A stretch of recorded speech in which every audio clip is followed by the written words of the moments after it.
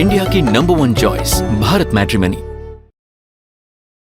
पहली बार दुनिया के सामने ह्यूसोंग 20 आईसीबीएम आया है और अमेरिका के किसी भी कोने में तबाही लाने में यह सक्षम है। एक साथ कई परमाणु हेड्स अलग अलग हिट कर सकते हैं। शक्तिशाली न्यूक्लियर स्ट्रैटेजिक सिस्टम है ह्यूसोंग 20।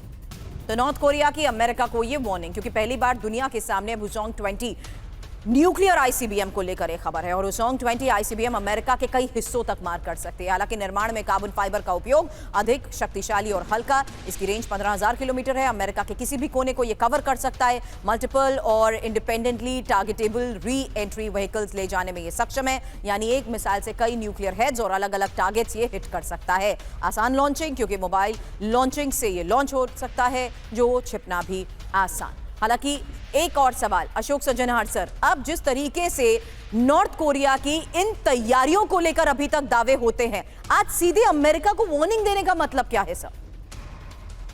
जी देखिए, नॉर्थ कोरिया जो किम जोंग उन है वो तो पहले भी आपको याद होगा, जो जब राष्ट्रपति डोनाल्ड ट्रंप का पहला टर्म था तो उसमें भी वो ऐसे ही उनको चुनौती देते थे, जो कहते थे जो हम ये आईसीबीएम कर रहे हैं, हम न्यूक्लियर टेस्ट कर रहे हैं, तो हमारी 13,000 की इसकी रेंज है, वॉशिंगटन डीसी हमारे उसमें रेंज के अंदर आता है।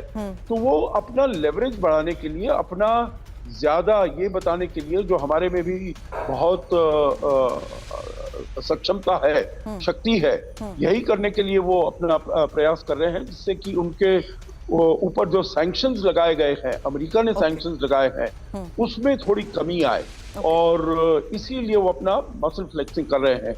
पहले भी उन्होंने किया है और पहले आपको याद होगा जो सिंगापुर में और कहीं जाकर डोनाल्ड ट्रंप ने उनसे मुलाकात भी की थी। और अभी भी मेरे विचार से उनका प्रयास यही है जो किसी प्रकार से नेगोशिएटिंग टेबल पर लाया जाए। अभी तो राष्ट्रपति डोनाल्ड ट्रंप काफी तरफ से घिरे हुए हैं। एक इजराइल हमास का उनके पास ये प्रॉब्लम है, रूस यूक्रेन का प्रॉब्लम है, वेनेजुएला का प्रॉब्लम है, बहुत सारे बाग्राम बेस का वो चाहते हैं। तो इसीलिए उन्होंने कहा ये अब थोड़ा सा उनके ऊपर दबाव है, राष्ट्रपति डोनाल्ड ट्रंप के ऊपर।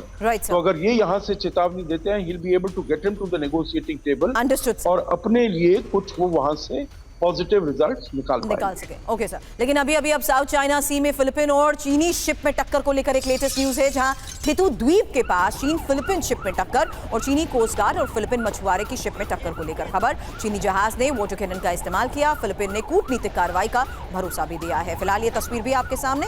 आपको बता दें, अमेरिका की एम्बेसडर ने चीनी कार्रवाई को आक्रामक बताया।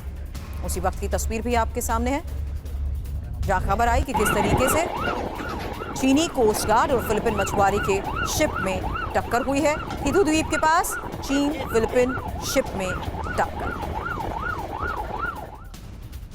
और इस बीच आगे बढ़ते हैं और आपको बता दें, एक और बड़ी खबर आ रही है, जहां जापान के नजदीक चीन की बड़ी सैन्य मूवमेंट को लेकर यह खबर है।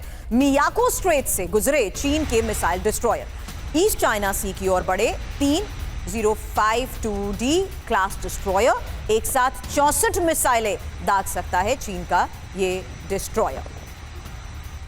तो जापान के नजदीक चीन की सैन्य मूवमेंट मतलब क्या है, फिलहाल खबर जानिए। मियाको स्ट्रेट से चीन के 3 मिसाइल डिस्ट्रॉयर गुजरे हैं।